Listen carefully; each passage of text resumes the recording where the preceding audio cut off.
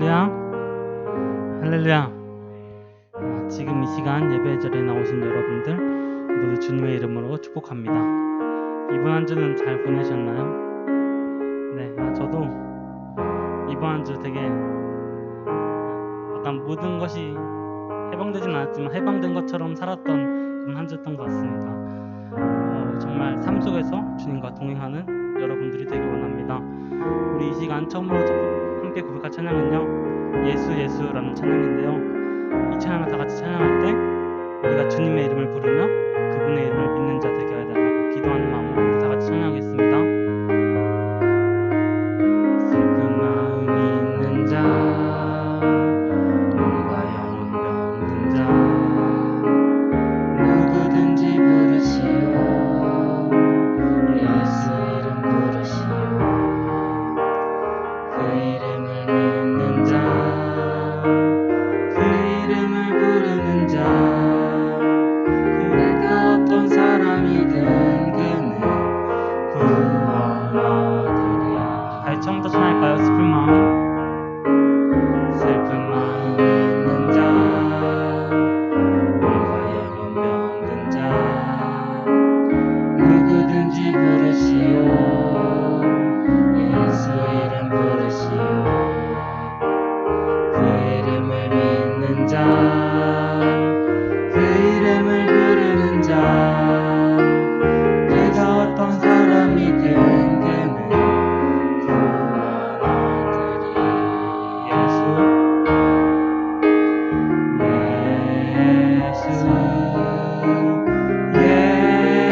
예수 능력의 그 이름 예수, 나 외쳐 부르네. 예수 예수 구원의 그 이름 예수, 나 외쳐 부르네. 예수 그리스도. 은과 금 내게 없으나, 은과 금 내게 없으나, 나 가진 건 너에게 주는 능력의 이름 예수라. 그 이름을 붙드시오. 그 이름을 믿는 자, 그 이름을 외치는 자, 그가 어떤 사람이든 그는 주의 영광 보리라.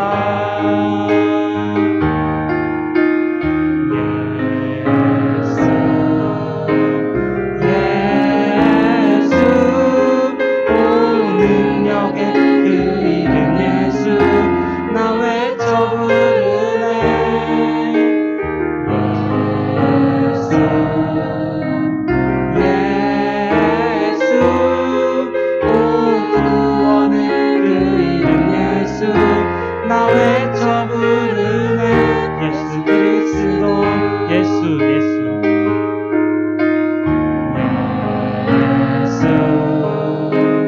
예수 능력의 그 이름 예수, 나 외쳐 부르네.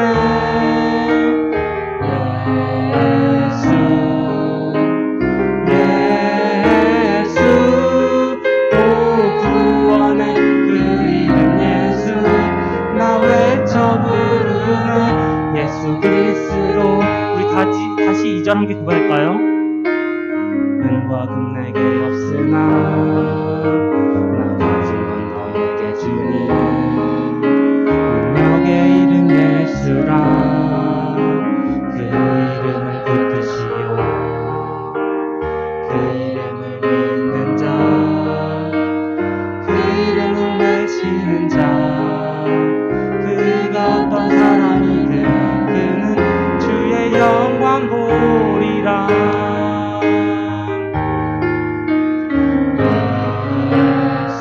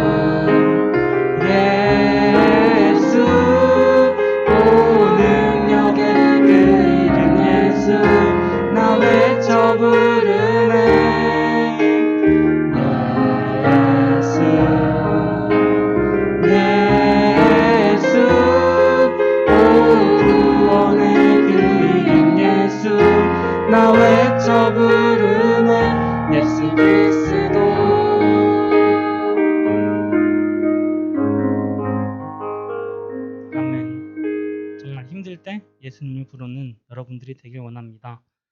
우리 이 시간 마지막으로 함께 고백할 찬양은요, 시간을 뚫고라는 찬양인데요,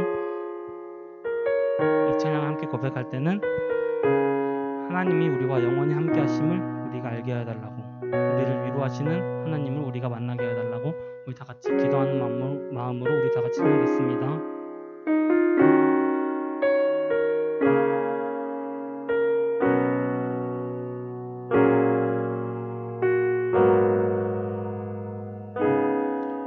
당신은 시간을 뚫고 이 땅 가운데 오셨네. 우리 없는 하늘 원치 않아 우리 삶에 오셨네. 자신의 평안 버리고 우리에게 평안 주셨네. 가장 낮은 자의 모습으로 우리 삶에 오셨네. 당신은 시간을 뚫고 이 땅 가운데 오셨네. 우리 없는 하늘 원치 않아 우리 삶에 오셨네. 자신의 평안 버리고 우리에게 평안 주셨네. 가장 낮은 자의 모습으로 우리 삶에 오셨네.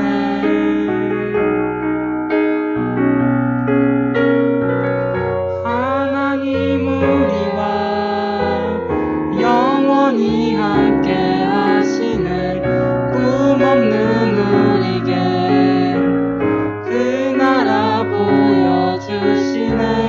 연약한 자들의 친구가 되어주시고 힘없는 우리의 인생을 위로하시네.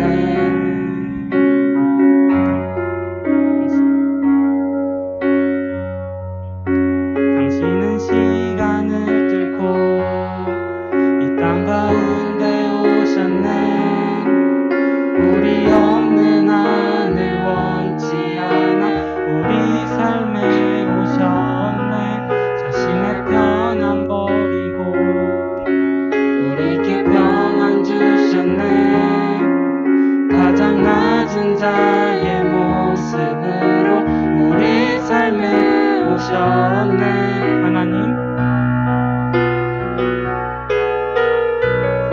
하나님 우리와 영원히 함께 하시네. 꿈없는 우리의 그 나라 보여주시네. 연약한 자들의 친구가 되어주시고 힘없는 우리의 인생을 위로하시네. 하나님 우리와 영원히 함께 하시네. 꿈없는 우리에게 그 나라 보여주시네. 연약한 자들의 친구가 되어주시고 힘없는 우리의 인생을 위로하시네. 잔잔하게 고백할까요? 하나님 우리와 영원히 함께 하시네. 꿈없는 우리에게 그 나라 보여주시네. 연약한 자들의 친구가 되어주시고 힘없는 우리의 인생을 위로하시네.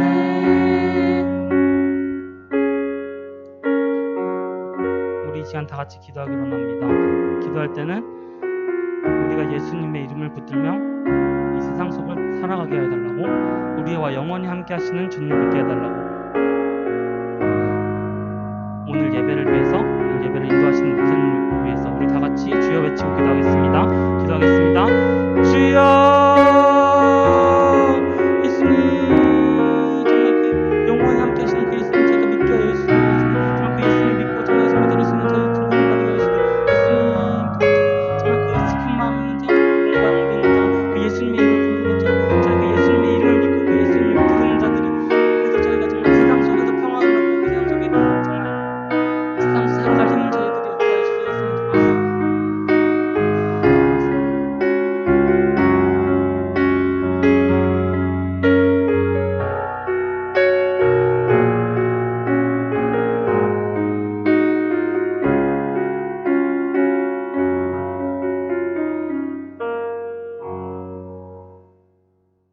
사도신경으로 신앙 고백하겠습니다.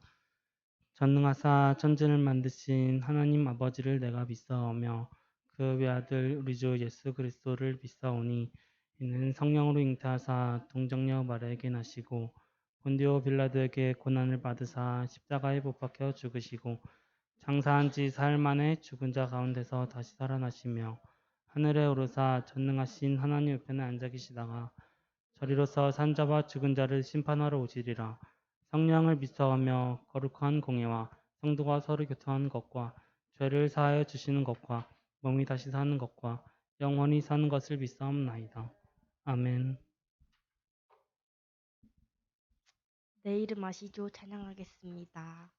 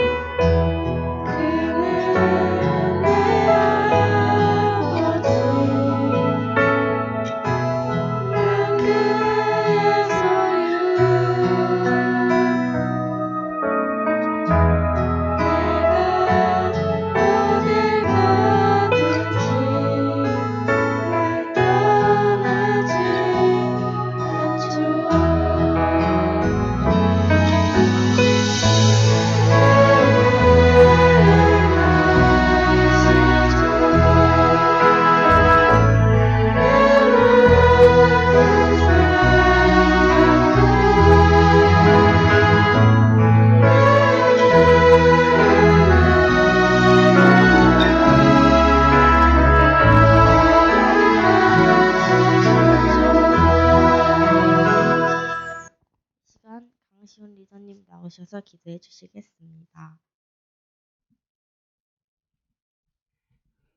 기도하겠습니다. 하나님, 저희 중고등부 이 시간 예수님 앞에 나오게 해주신 감사합니다. 날씨가 점점 쌀쌀해지는 가운데 정말 저희가 건강 조심할 수 있도록 도와주시고 코로나가 다시 유행하고 있습니다. 정말 저희가 코로나로부터 안전할 수 있도록 도와주세요. 오늘 예배를 인도해 주실 것을 믿사오며 예수님의 이름으로 기도드렸습니다. 아멘.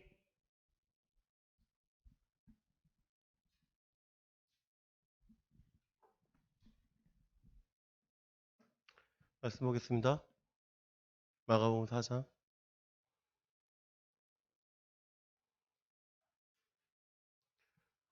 10절에서 20절 말씀.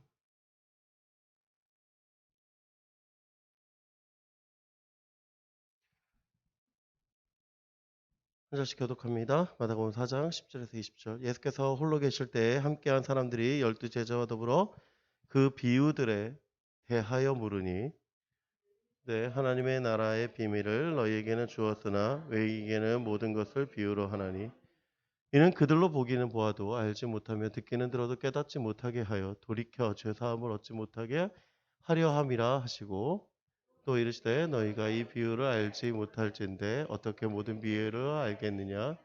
뿌리는 자는 말씀을 뿌리는 것이라. 말씀이 길가에 뿌려졌다는 것은 이들을 가리키니 그 말씀이 들었을 때 사단이 즉시 와서 그들에게 뿌려진 말씀을 빼앗는 것이요. 또 이와 같이 볼밭에 뿌려졌다는 것은 이들을 가리키니 그 말씀을 들을 때 즉시 기쁨으로 받으나 그 속에 뿌리가 없어 잠깐 견디다가 말씀으로 인하여 환난이나 박해가 일어나는 때에는 곧 넘어지는 거예요. 또 어떤 이는 가시떨기에 뿌려진 자니 이들은 말씀을 듣기는 하되 세상의 염려와 재물을 유혹과 기타 욕심이 들어와 말씀을 막아 결실하지 못하게 되는 자요. 20절 같이 읽습니다. 좋은 땅에 뿌려졌다는 것은 고운 말씀을 듣고 받아 30배나 60배나 100배의 결실을 하는 자니라. 아멘.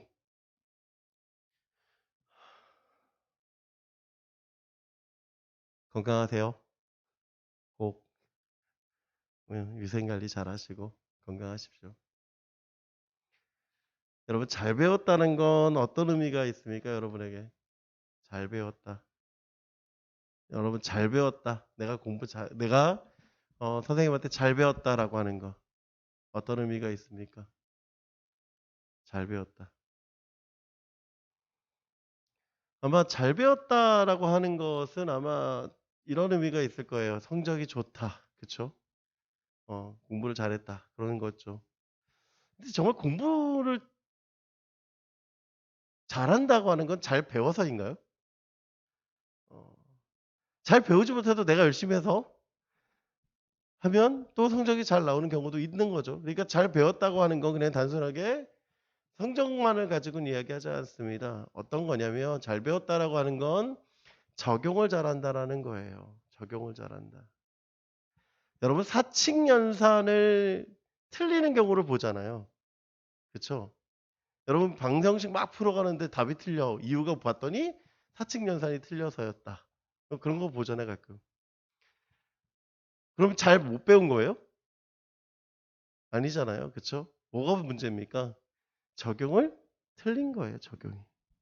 즉 무슨 뜻입니까? 사칙연산을 하듯이 방정식을 풀 수 있듯이 잘 배웠다고 하는 건 적용을 잘한다고 하는 거예요. 틀리지 않도록.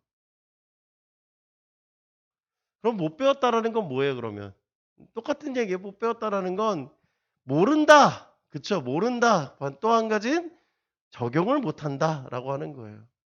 그래서 내가 잘 배우지 못했다고 하는 거예요. 여러분, 신앙생활을 잘 배웠다라고 하는 건 뭘까요? 신앙생활을 잘한다라고 하는 거. 여러분, 신앙생활 잘한다고 하는 건 어떤 의미가 있습니까? 어느 유럽의 한 교회는 입구에 하얀 벽이 있습니다. 하얀 벽이. 그러니까 마을 사람들 그 벽을 보면서 교회를 들어갈 때마다 인사를 해요. 절을 합니다. 그냥 오랜 시간 그 벽을 보면서 왜 절하는지도 모르고 그냥 이렇게 절하고 들어가요. 계속 사람들이. 누군가 그 벽에 대해서 궁금해하기 시작했습니다. 그리고 왜 인사하는지도 알아보기 시작했습니다. 그래서 사람들에게 질문하기 시작했어요. 왜 인사하세요? 저 사람도 하니까요. 왜 인사하세요? 우리 부모님이 하니까요. 물어 가다 보니까 아주 놀라운 이야기가 있었습니다. 여러분, 성당 혹시 가보셨습니까?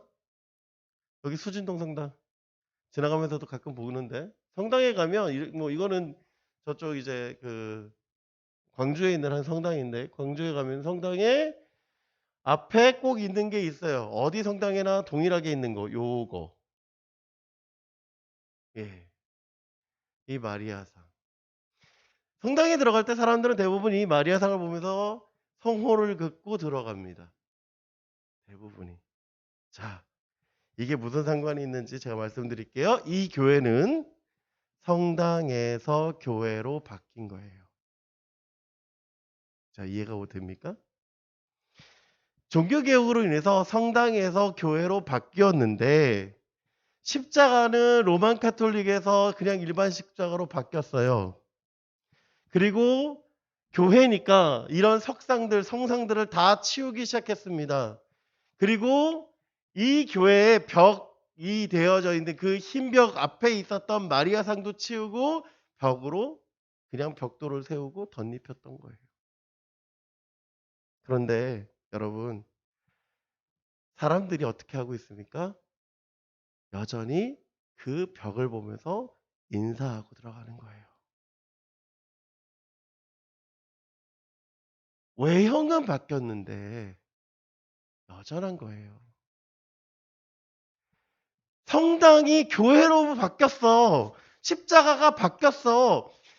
교회 이름도 성당에서 교회로 바뀌었어. 그런데 뭐가 안 바뀌었어요? 신앙은 안 바뀐 거예요. 지금. 여전히 뭐 하고 있는 거예요? 그들의 종교적 관점으로 살아가고 있는 거예요.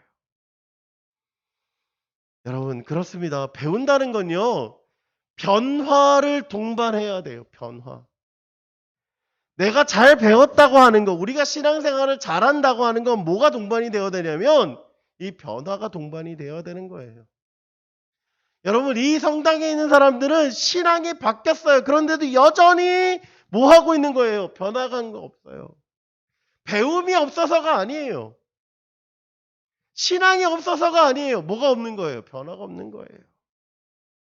여러분, 이 질문은 우리에게도 마찬가지입니다. 우리도 여전하다라는 거예요. 여전히. 뭐가 없어요? 변화가 없는 거예요. 내가 신앙생활하고 있는데 변화가 없다라고 하는 건 질문해야 된다라는 거예요. 예수 그리스도를 마음에 품고 살아간다고 하는 거, 내가 제자로 살아간다고 하는 거, 그리스도인으로 살아간다고 하는 거, 그러면 뭐가 있어야 되는 거예요? 변화가 있어야 되는 거예요. 그런데 여전히 뭐가 한다? 그대로 있다면 다시금 봐야 돼요. 다시금. 내가 제자인가? 질문해야 돼요.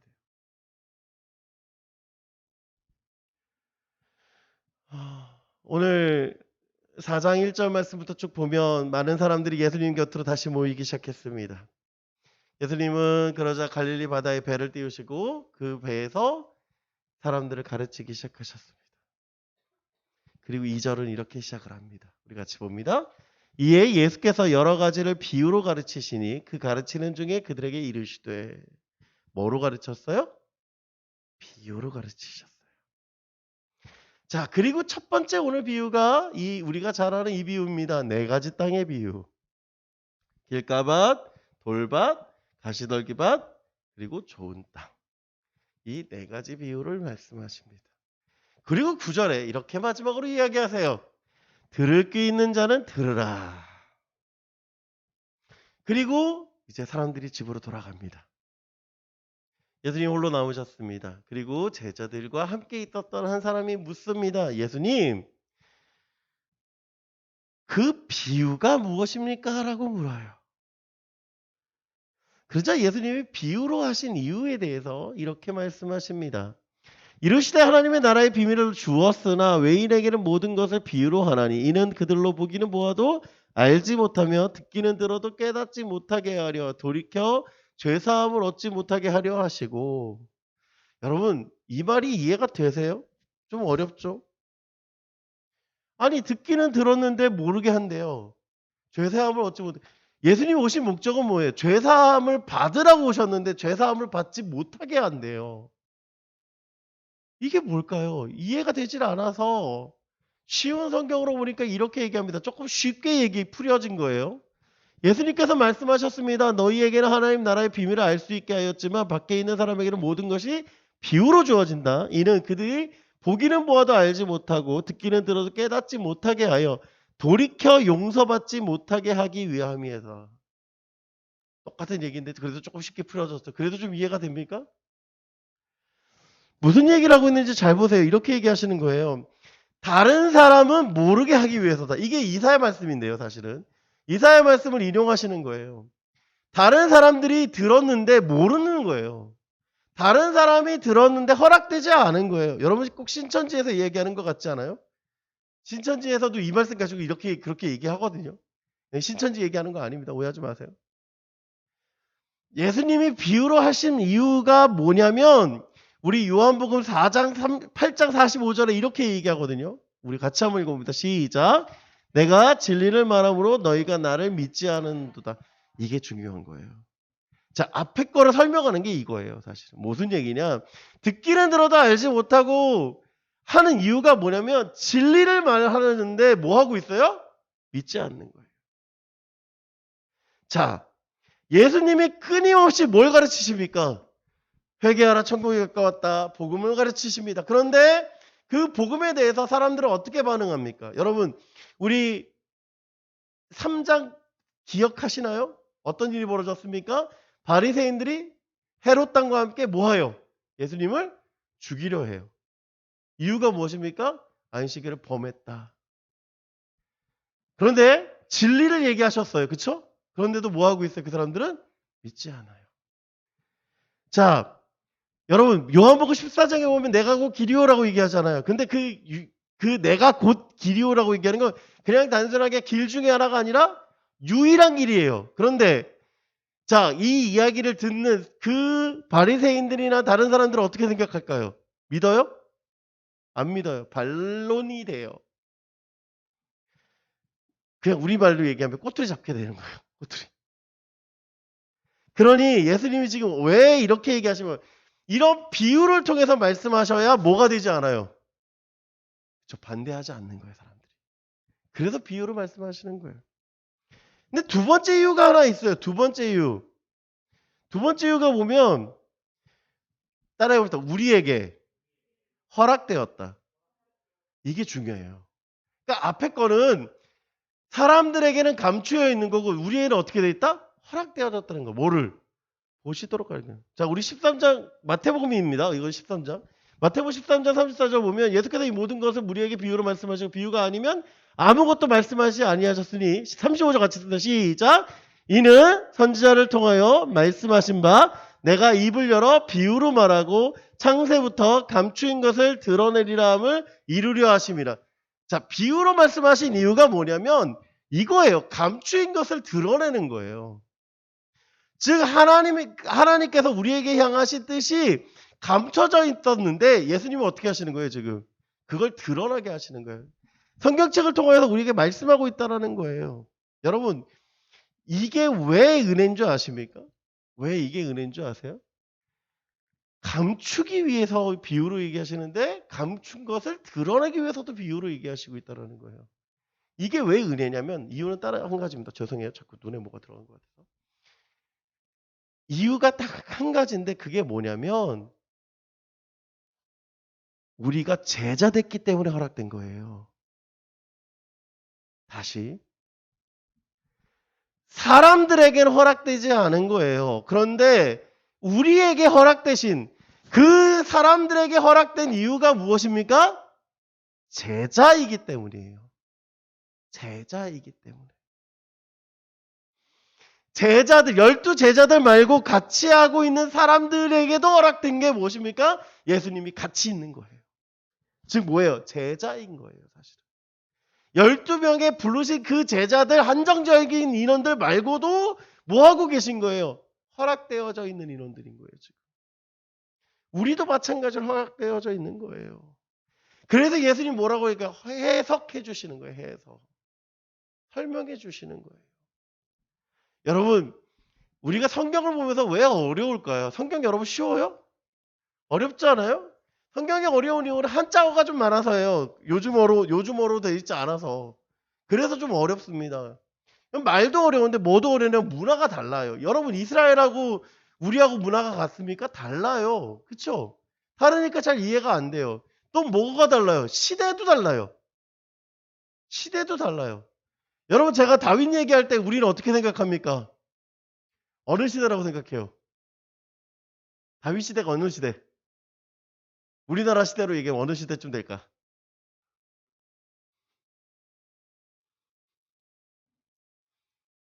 다윗 시대 어느 시대 정도 될까? 여러분 다윗 문명이 어떤 문명인 줄 아세요? 청동기 문명이에요. 청동기 문명. 철기 문명도 아니야. 청동기 문명. 그럼 우리 시대로 생각하면 어느 시대쯤 될까요? 맞아요. 고조선 말기? 삼국시대 초기? 그쯤 돼요. 무슨 얘기인지 이해가 돼요 이제? 우리가 생각하고 있는 문화는 어떻습니까? 칼로 멋지게 쫙 해가지고 나를 싸워라 뭐 그런 느낌이잖아. 근데 그런 느낌이 아니라고 사실은. 다윗이 뭐 갖고 싸워요? 물맷돌 갖고 싸우잖아. 이유가 뭡니까? 던져 쏠 게 없는 거야. 이해가 돼요? 석궁으로 쏘면 되잖아요. 석궁이 어딨어? 활 쏘면 맞겠지. 거리가 얼마큼 되는데. 이해가 돼요? 무슨 얘기인지? 뚫을 수 있는 게 없는 거예요. 그러니까 돌 던지는 거야. 무기가 없으니까. 근데 자꾸 우리는 어떻게 생각합니까? 원탁의 기사 같은. 뭐 다윗의 시대가 거의 중세 시대 같은 생각. 시대가 다르잖아, 시대가. 달라요. 그러니까 어떤 거예요? 어려운 거예요, 어려워. 이해하기가 어려운 거예요. 자, 여러분, 여기 계신 분들에게 질문 드립니다. 전화 표현해보세요, 전화. 전화 받아. 자, 표현. 말하지 말고 전화 받아를 어떻게 표현하실 거예요? 한번 해보세요. 전화 받아. 선생님들? 전화 받아? 네, 방금도 보이죠? 바로 티가 났습니다. 요러고 나와요. 요러고 달라요. 무슨 뜻인지 아세요? 라떼는 이렇게 해요. 저도 이렇게 해요. 지금은 이렇게 하면 뭔 얘기인지 몰라요. 이렇게 해요. 근데 어른들한테 가서 이렇게 해봐요.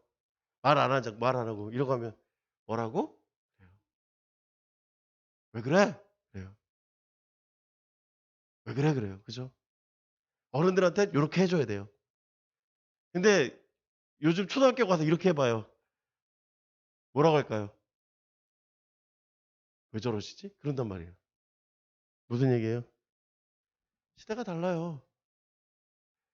요즘 광고를 보니까 요즘 그 줄임말 막 그런 얘기들 신조어들 막 얘기하면서 해석이 필요한 시대라고 얘기를 하더라고요. 광고에. 얼마 지나지 않으면 해석이 필요한 시대가 될 겁니다. 뭐 그런 얘기를 하더라고요.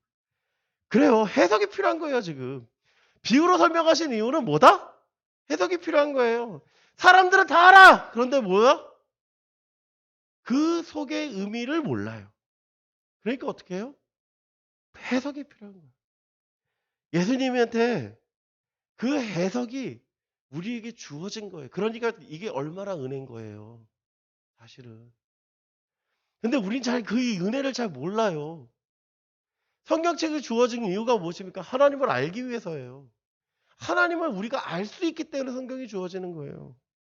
여러분, 문화도 달라요. 시대도 달라요. 환경도 달라요. 배워진 능력이 달라요. 그 모든 걸 통해서 우리에게 지금 어떻게 얘기하시는 거예요? 비유로 말씀하셔서 우리에게 허락되어져 있는 거예요. 왜? 제자이기 때문에.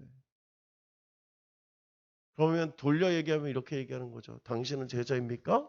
이 비유를 이해하십니까? 그 얘기하고 있는 거예요. 예수님 곁으로 많은 사람들이 모입니다. 예수님 말씀 듣기 위해서 모릅니다. 예수님이 필요해서 모였어요.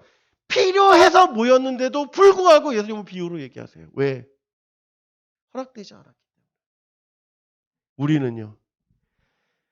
제자이기 때문에 허락된 거예요. 여러분 이 은혜를 잊지 말기 바랍니다. 여러분 이게 은혜예요.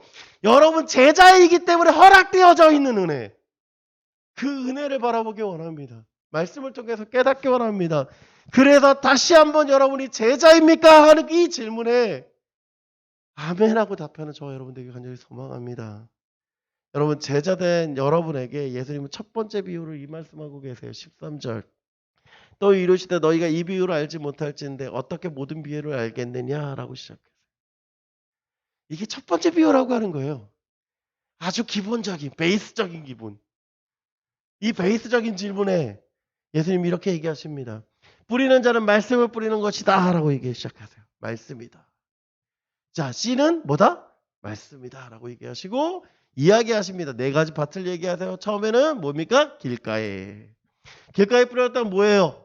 말씀을 들었을 때 사단이 즉시 와서 그에게 뿌려진 말씀을 빼앗는 것이래요. 길가에 뿌려졌으니까 그 씨앗이 어떻게 돼요? 금방 새가 물어서 가버리니까 그 씨가 더 이상 자랄 수 있습니까? 없습니까? 없어요. 두 번째, 돌밭에 뿌려졌다는 것은 이들을 가리키는 말씀을 들을 때는 즉시 기쁨, 말씀을 들을 때는 아멘하고 맞았어. 그런데 뭐가 없어요? 뿌리가 없어 잠깐 견디다가 말씀으로 인한 환란이나 박해나 일어날 때 곧 넘어진대요. 자, 더 이상 자라지 못해요. 가시떡에 뿌려진 자는 어떻습니까? 세상의 염려와 재물과 유혹과 기타 욕심이 들어와서 말씀에 마가 결실하지 못한대요. 마지막 좋은 땅은 어떤 땅입니까? 그 말씀을 듣고 받아 30배나 60배나 100배의 결실을 하는 자라고 말씀합니다. 자, 여러분 이제 질문. 여러분 어떤 땅이고 싶습니까? 유서 어떤 땅이고 싶습니까? 답은 나와 있죠. 그죠? 좋은 땅 싫어하는 사람 아무도 없잖아. 그죠? 그런데 이게 왜 비울까? 이거예요. 이게 왜 비울까? 여기에는 두 가지의 놀라운 비밀이 숨겨져 있어요. 두 가지의. 첫 번째 비밀.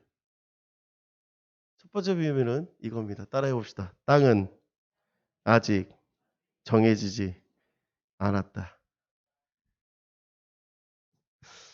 여러분, 우리가 생각할 때 이렇게 생각합니다. 씨 뿌릴 때 그 밭을 잘 보고 씨를 뿌려야지 무턱대고 뿌리면 안 된다는 생각하지 않아요? 여러분 돌밭이나 길가나 의미 없이 뿌리고 있는 거잖아요 지금. 의미가 있습니까? 없습니까? 좋은 땅에만 뿌리면 되는 거잖아요. 그럼 내가 좋은 땅이길 바라는 거잖아요. 그쵸? 그런데 이거는 우리의 생각이에요. 우리의 생각. 왜냐? 우리의 문화가 그래요. 여러분 농사를 안 지어보니까 잘 모르겠지만 농사 짓는 분들이 대부분 이렇습니다. 먼저 퇴비를 줘서 땅을 갈아엎어요. 그리고 줄을 만들어요. 이게 뭐냐면 밭고랑이라고 하는 이랑을 만들어요. 그리고 씨앗을 뿌려요. 그리고 흙을 덮어요. 이렇게 해서 파종을 하는 겁니다. 이게 우리나라식의 파종이에요. 이게 우리나라식의 파종. 그런데 이스라엘은 다르다라는 거예요. 농법이. 왜냐면 이스라엘은 이렇게 농사 짓다가 큰일 나요. 왜? 이스라엘은 광야고 건조합니다. 온도가 무지 높아요. 그러니까 어떻게 하냐면 비가 오고 물이 범람하거나 비가 와서 땅이 촉촉할 때 어떻게 하면 씨를 뿌리는 거야. 무조건. 비가 오면 비 왔다 그러고서 비 딱 그치면 그냥 아침에 가서 씨 뿌려야 돼. 왜? 비 그치고 나면 뭔 일이 벌어져? 땅이 마르니까. 가서 바로 씨앗을 막 뿌립니다. 씨앗을 뿌리고 그 다음에 어떻게 하냐면 밭을 고르는 거예요. 쟁기로 그 씨를 덮는 거예요. 왜? 자, 잘 보세요. 강이 범람을 하면 어떻습니까? 퇴적물이 쌓였어요. 그러니까 어때요? 비료를 주는 것과 동시에 씨앗을 뿌리는 거예요. 이해가 됩니까? 자, 비가 왔어요. 땅이 촉촉해져서 땅이 갈게 돼요. 그러니까 어떻게? 땅을 빨리 엎어서 물기가 먹은 씨앗이 되도록 덮는 거예요. 이게 이스라엘 농법인 거예요. 우리나라처럼 밭고랑을 만들어서 하는 게 아니라 씨를 뿌리고 덮는 거예요. 그런데 이렇게 되는 거야.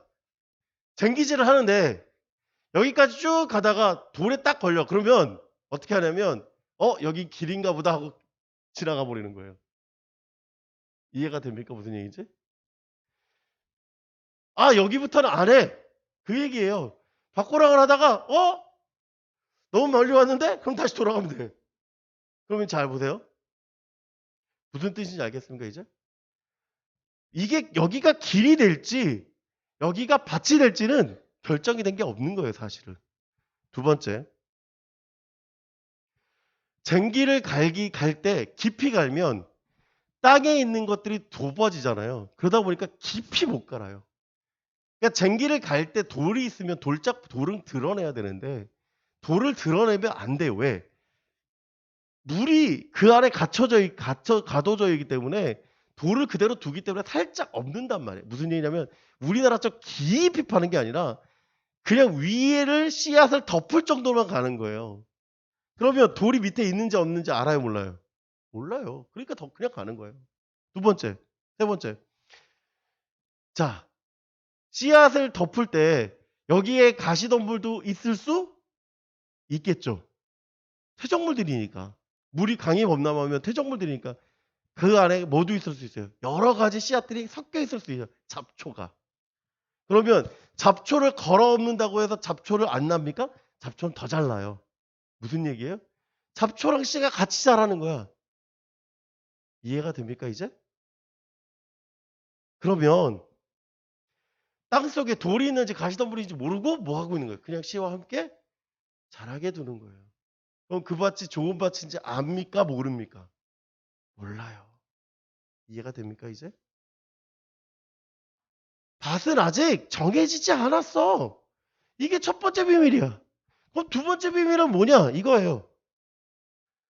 네 가지 밭이 아니에요. 아니, 목사님, 지금까지 네 가지 밭 열심히 설명하고서 왜 네 가지 밭이 아니에요? 사실, 네 가지 밭이라고 얘기할 때 우리 이렇게 생각할 수 있어요. 자, 여러분 잘 보세요. 길가보다 돌밭이 날까요? 안 날까요? 길가보다 돌밭이 낫지 않아요? 그죠? 돌밭보다 가시덤불이 좀 낫지 않아요? 그래도? 그쵸? 좀 더 잘한 것 같잖아. 길가보다는 돌밭보다는 가시덤불이 조금 좀 나아진 것 같지 않아요? 그런데 사실은요, 이 과정이 아니라, 이건 과정이 아니에요. 우리가 착각하는 건 이건 과정이 아니에요. 사실은 두 가지로 나뉘는 거예요. 뭐냐? 두 가지로 이렇게 나뉩니다. 열매 맺지 못한 밭, 열매 맺은 밭. 이걸로 나뉘어요. 이 두 가지로 나뉘어요. 그냥 구분되어진 거예요. 사실은 4개 밭이 아니라 2개로 구분되어지는 거예요. 뭐예요? 앞서 3가지 밭은 그건 밭이 아니에요. 사실은 밭이 아니에요. 왜? 열매를 거두지 못하면 그건 밭이 아니에요. 열매를 거둬야 밭이죠. 여러분, 좋은 땅에 뿌려졌다는 거 어떻게 합니까? 그 말씀을 듣고 받아 30배나 60배나 100배 결실하는 자니라. 여러분, 내가 제자인 줄 아는 건 아주 간단해요. 뭐다? 열매로 하는 거예요. 열매로. 제자인 줄 아는 방법은 열매로 하는 거예요. 열매를 거두면 뭐 하는 거예요? 그 땅은 좋은 땅. 나는 뭐 제자. 열매 거두지 못하면 그래요. 아직 좋은 땅이 아닌 거예요. 그럼 어떻게 해야 될까요? 어떻게 해야 좋은 땅이 될까요? 결실하기 위해서 제거해야죠. 뭐를? 돌밭에 있으면 돌을 끄집어내야죠. 내 안에 상처, 아픔, 눈물 그 모든 거 끄집어내야죠. 내 안에 환난과 고통과 어두움 그런 가시덤불 끄집어내야죠. 그래요. 결실하기 위해서 제거해야 되는 거예요. 내가 결실하지 못하고 있는 이유가 여전히 변화하지 못하고 있는 이유가 여전히 잘 배우지 못한 이유가 내 안에 있는 것들이라면 끄집어내서 뭐 하는 거예요? 제거해야죠. 제거해야죠. 제거하면 나도 뭐가 될 수 있는 거예요? 좋은 밭이 될 수 있는 거예요. 우리는 자꾸 뭘 탓하냐면 나는 밭이 어떤 밭인가 막 그러고 있는 거예요.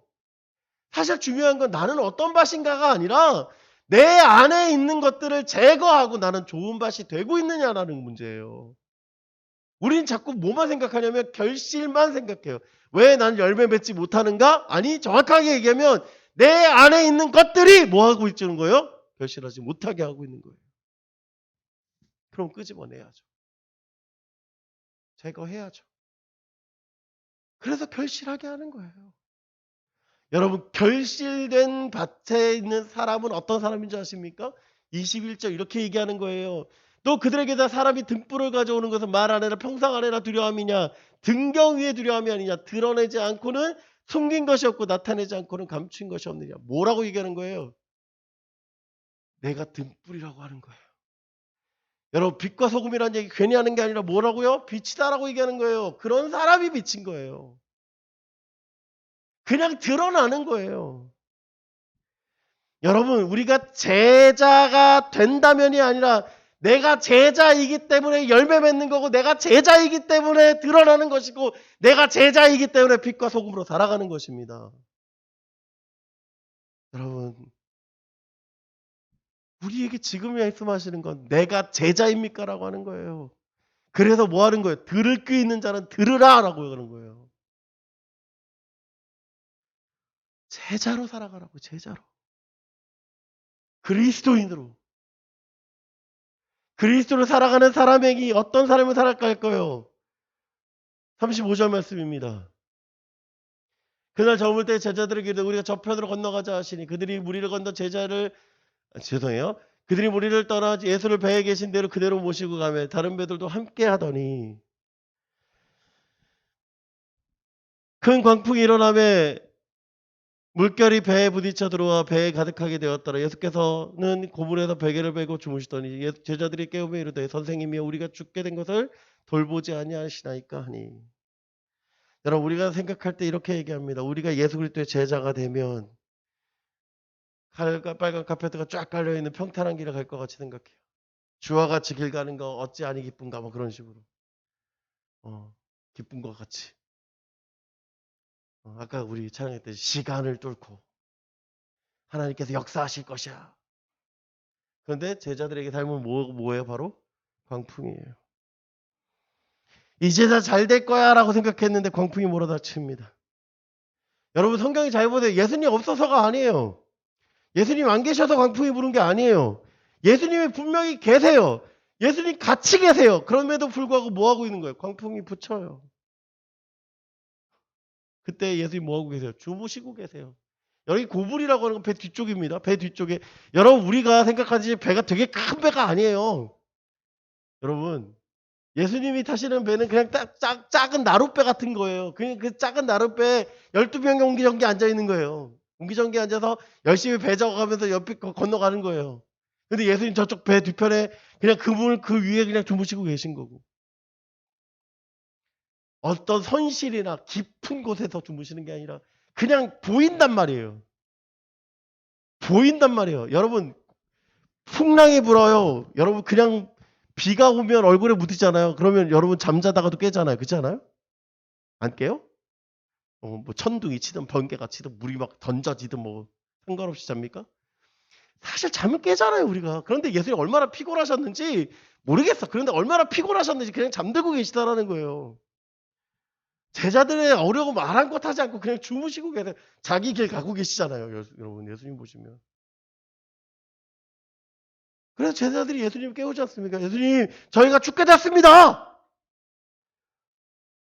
여러분, 제자들의 상당수가 어떤 사람들인 줄 아십니까? 갈릴리 바다의 어부들이에요. 베드로, 안드레, 야고보, 요한. 이 사람들은 어부들이에요.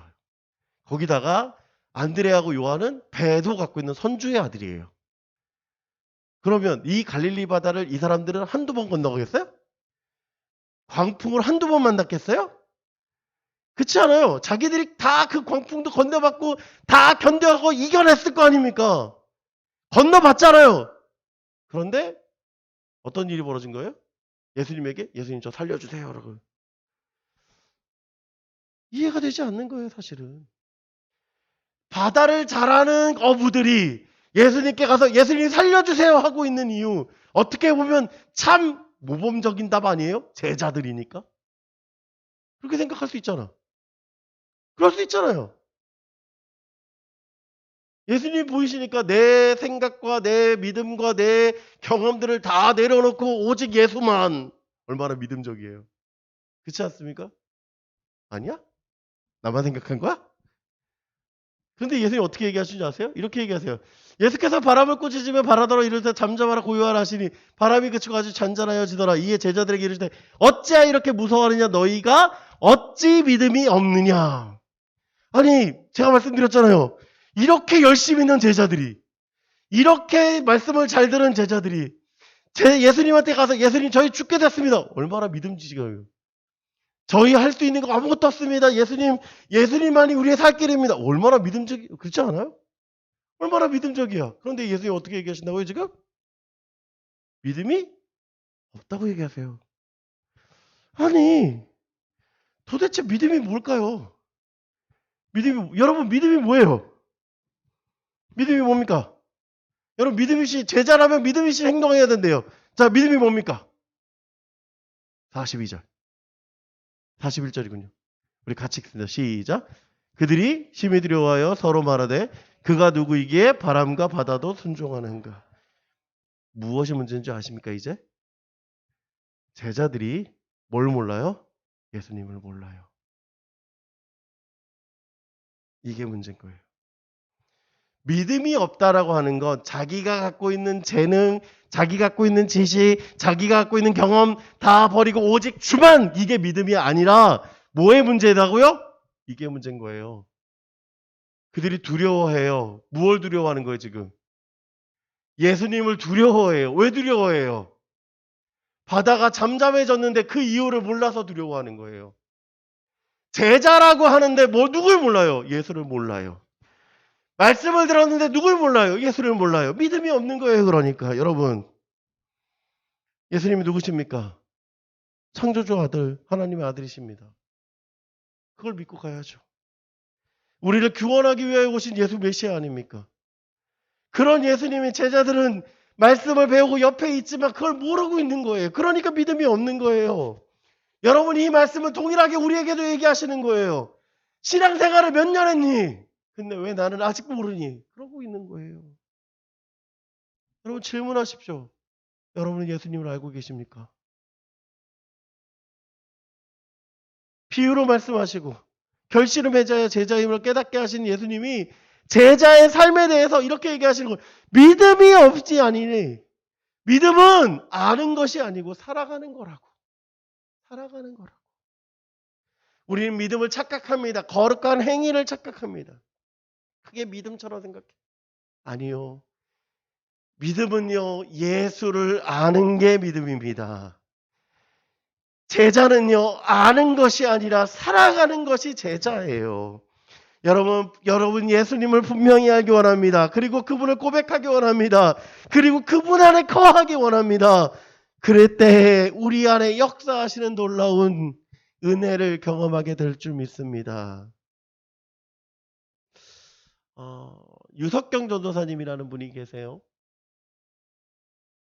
당신은 하나님을 오해하고 있습니다. 쓰신 분이 이 유석경 전도사님인데, 이분이요, 서울대학교 불어불문학과를 졸업을 하세요. 그리고 대학을 졸업하신 후에 가난한 사람을 도우시겠다라는 마음을 가지고 사법고시를 준비를 하셨어요. 사법고시. 여러분 지금은 이제 로스쿨이 있지만 예전에 사법고시를 패스해야 변호사가 되거나 검사가 되거나 아니면 판사가 될 수 있었어요. 이분이 공부를 잘했다는 거죠. 사법고시를 시험을 봤습니다. 1차를 합격을 했어요. 놀랍죠? 여러분 1차 합격 되게 어려워요. 그리고 2차를 시험을 준비하고 있었습니다. 2차 시험을 2주 앞두고 이분의 아버님이 돌아가시게 됐어요. 갑자기. 누구보다 친했던 아버지를 떠나보낸 이 유석경님은 마음의 큰 슬픔과 절망에 빠지게 되었고 사법고시를 포기하게 되었습니다. 어떤 삶을 살아야 되는지 방향성을 몰라서 헤매고 있을 때 지인을 통해서 강사 일을 시작을 하셨어요. 강사. 그래서 가르치는 일을. 그래서 서울어학원, 올림피아드 학원, 키스톤 뭐 이런 유명 학원의 강사로서 10년 동안 일을 하셨습니다. 그리고 많은 아이들을 지도하셨어요. 2010년에 본인은 미국에서 한 전도 집회에 참여하시게 됐습니다. 그리고 그곳에서 선교사로 헌신하기로 작정하시고 한국에 들어오셔서 다 가르쳤던 강사 일을 정리하고 미국의 트리니티 횃불 신학원에 목회학 석사과정에 입학을 하셨습니다. 그리고 졸업 한 학기를 앞두고 거기는 이제 인턴십을 해야 돼요. 그래서 인턴십을 하기 위해서 본인이 모교회로 다니셨던 여기 분당에 있는 지구촌교회, 그 지구촌교회 전도사로 오시게 됐습니다. 근데 지구촌교회 딱 전도사로 일하기 시작한 그때에 병원에서 이분에게 이렇게 얘기를 하는 거예요. 직장암입니다. 길게 잡아야 1년 사실 수 있습니다. 라고 이야기를 하는 거예요. 본인이 1년이라는 시간을 어떻게 보낼까 고민을 했습니다. 수술하고 항암하고 방사선 치료받고 그런 시간들이 너무나도 아깝게 생각을 하신 이분이 그런 어떤 치료 과정들을 포기하고 그냥 복음 전하는 삶을 살겠다라고 얘기하면서 전도하시기 시작하시고 강연하시기 시작했어요. 다행히 3년 동안 살아계셔서 이 책이 나온 게 2016년이었습니다. 돌아가셨어요. 그리고 이 책을 쓰셨어요. 당신은 하나님을 오해하고 있습니다라고 하는 이게 실제 책입니다. 여러분 이렇게 얘기하세요. 이분이 여기 이러고 돼 있는데 여러분 이해되세요? 라고 하는 거예요. 나는 단 한 번도 하나님을 원망하지 않았습니다. 내가 왜 암에 걸렸는지 묻지도 않았습니다. 저는 하나님을 이해하려고 하지 않았습니다. 그저 주님을 신뢰합니다. 이해할 수 있다면 하나님은 이미 신이 아니다. 나는 하나님을 이해하려고 하지 않았고 그저 신뢰한다. 참 여러분 이 분의 이야기가 여러분에게 어떻게 들려지는지 모르겠습니다. 그런데 여러분 이를 삶 가정 가운데서 이렇게 살아갈 수 있느냐라는 거예요. 이 책에 이분의 믿음에 대해서 이렇게 얘기를 하시거든요. 우리 같이 한번 읽어볼까요? 시작. 진정한 믿음을 갖게 되면 열매를 맺게 된다. 진정한 믿음은 거룩하여 열매를 맺을 수밖에 없다. 구원은 주님 앞에 가는 날까지 이루어가는 것이기 때문에 단 하루도 우리의 마음대로 살 수 없고 매일 우리 몸을 쳐서 복종시켜야 한다. 여러분, 이게 믿음입니다. 여러분, 부탁이 있습니다. 잘 배우십시오. 그리고 잘 행동하십시오. 열매 잘 맺으십시오. 어떤 환경에서도 흔들리지 마십시오. 여러분을 향한 하나님의 사랑을 경험하십시오. 이것이 여러분을 하나님께서 제자로 부르신 이유입니다.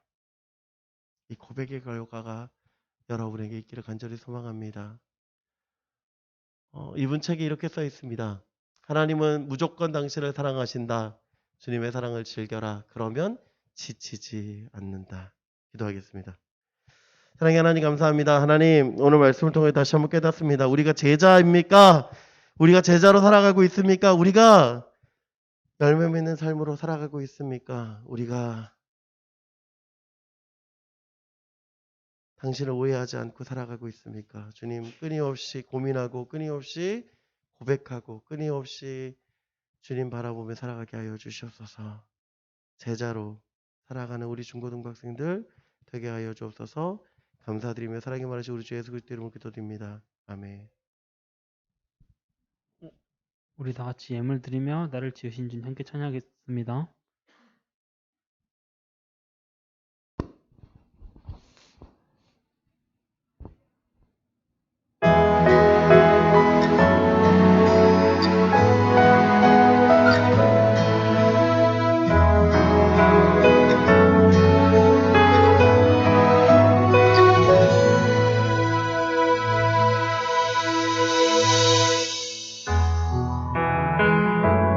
지으신 주님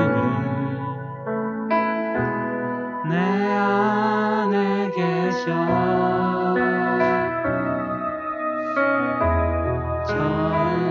처음부터 내 삶은 그의 손에 있었죠. 그는 내 아버지 그는 내 아버지 난 그의 소유 내가 어딜 가든지 날 떠나지 않죠. 내 말씀 내일은 아시죠. 내 모든 삶 갖고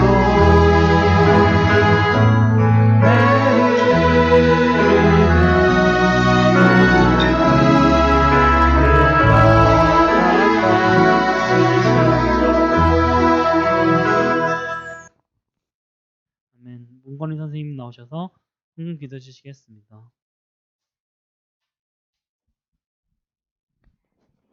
사랑의 하나님, 오늘도 이렇게 중고등부 예배 나와서 함께 예배 드릴 수 있게 해주심에 감사합니다.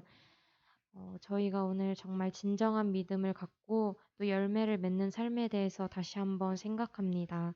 우리가 그냥 단순히 교회에 나와서 예배만 드리는 것이 아니라 예배에도 의미가 있고 우리가 살아가는데 또 삶의 예배를 드릴 수 있고 또 정말 주님을 신뢰한다 고백하는 삶을 살아갈 수 있도록 주님 함께 해주세요. 또 저희 귀한 마음을 가지고 헌금 드렸습니다. 정말 곳곳에 주님이 쓰시고자 하는 곳에 잘 사용될 수 있도록 주님 함께 해주세요. 저희 수험생들 아직 마음의 준비로 기다리고 있습니다. 주님이 원하시는 곳에 잘 갈 수 있도록 또 잘 쓰임받을 수 있는 앞으로가 될 수 있도록 주님 함께 해주세요. 감사드리며 이 모든 말씀 예수님의 이름으로 기도드렸습니다. 아멘. 지금은 우리 주 예수 그리스도의 은혜와 아버지 하나님의 사랑과 성령님의 감화 감동 위로 교통하시며 놀라운 역사가 제자로 삶으로 살아가기를 소원하며 다짐하고 결심하며 이 시간 머릿속에 살아가는 우리 중고등학생들 머리 위에 이들의 가정과 학업과 비전과 꿈과 일에 속한 모든 권속들과 함께 머릿속에 선생님들의 가정과 학업과 비전과 금과 사업장과 속한 권속들 머리 위에 이제부터 영원토록 함께 있을지어다. 아멘.